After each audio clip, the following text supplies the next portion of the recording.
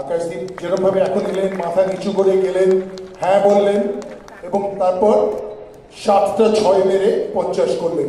ऐसा कुछ नहीं था कि मैं ये सोच के गया था मुझे 10 विकेट आउट करना है। मुझे ये था कि मुझे अपने एरियाज़ में बॉल डालना है, डिसिप्लिन में बॉल करना है। रिजल्ट किसी दिन मिलेगा, किसी दिन नहीं मिलेगा। उस दिन मुझे रिजल्ट मिला और सबसे बड़ी चीज़ थी कि 10 विकेट लेने के बाद टीम जीती।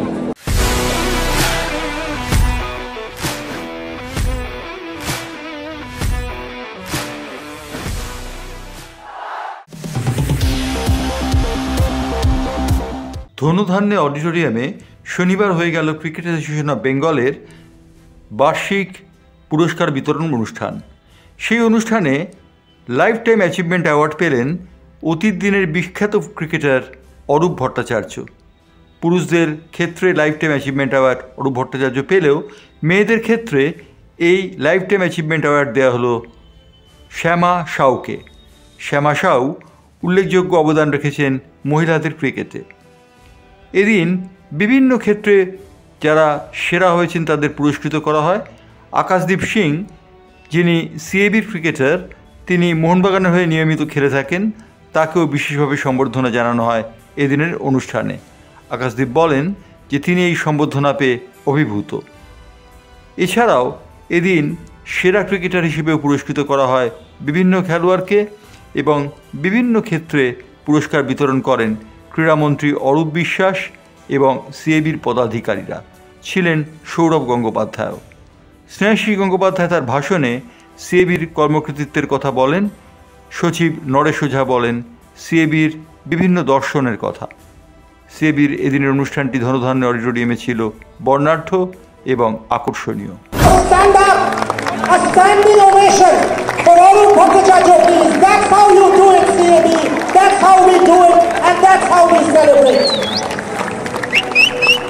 সাধারণ একটা মুহূর্ত। অরূপ ভট্টাচার্য হয়তো জীবনে অনেক কিছু পাননি, ক্রিকেটিং হয়তো কিছু হতাশা রয়েছে, এই মুহূর্তটা চিরকাল থাকবে তার সঙ্গে। এই এতগুলো দর্শকের তিনি মন ছুঁতে পেয়েছিলেন। মনে রাখবেন তিনি আপাতত বাংলা টিমের বোলিং কোচ, মেন্টর হিসেবে লক্ষ্মীরতন শুক্লা আছেন, বেঙ্গল টিমের কোচ, জনপ্রিয় কোচ। এবং এখানে আজকে মাননীয় মন্ত্রীরা এখানে রয়েছেন। What a moment for Arup Bhattacharya.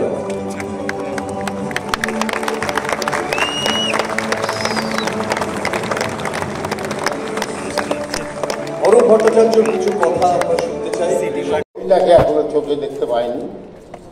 হ্যাঁ, আরও অনেক পুরনো লোকেরা আছেন, তাদের আমি প্রণাম জানাচ্ছি এবং সবাইকে আমার অন্তরের ভালোবাসা জানাচ্ছি। এখানে যারা আছেন সবাইকে আমার অন্তরের ভালোবাসা জানাচ্ছি। আমার এই জার্নির পেছনে আমার শ্রী শ্যামা ভট্টাচার্য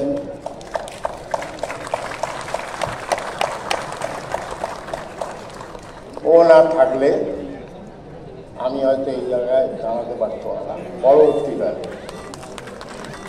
আমার মেয়ে সোহিনী, রঞ্জনী, আমার ছেলে অভিলাষ, এরাও এসছে, এরাও আমাকে অনেক সাপোর্ট করেছে। আর সর্বোপরি আমার এক্সটেন্ড ফ্যামিলি, চেতলা অগ্রণী ক্লাব না থাকলে আমরাও নেই। তো চেতলা অগ্রণী ক্লাবের সকল সদস্যদের আমি আমার অন্তরের ভালোবাসা জানাচ্ছি। আকাশদীপ যেরকমভাবে এখন এলেন, মাথা নিচু করে গেলেন, হ্যাঁ বললেন এবং তারপর 7টা 6 মেরে 50 করলেন। এই ছেলেটি এখন বাংলার একাকার স্বপ্ন কুর্মি হবে। Standing ovation for Akashdeep please. और इसलिए कि सीएबी का हर वो एक पिलर, चाहे मुझे कोच के रूप में मिला हो, चाहे मुझे गुरु के रूप में मिला हो, चाहे मुझे सेलेक्टर के रूप में मिला हो, चाहे मुझे एडमिनिस्ट्रेशन के रूप में मिला हो, चाहे मुझे कैंटीन स्टाफ, ग्राउंड्समैन और वो लोग, उनका जो प्यार और जो ज्ञान मुझे मिला है। और इसलिए मैं बात बोल रहा हूँ कि भले ही मैं इस दुनिया में जन्म मेरी माँ ने मुझे दिया है, बट क्रिकेट की दुनिया में मेरा जन्म सीएबी ने मुझे दिया है। और एक माँ ने जिसको चलना सिखाया, खेलना सिखाया, लड़ना सिखाया, संघर्ष करना सिखाया, उसके लिए अगर शब्दों में कोई चीज़ बयां करूँ तो शायद मेरी पूरी ज़िंदगी कम पड़ जाएगी। इसके लिए आप सबको बहुत बहुत धन्यवाद।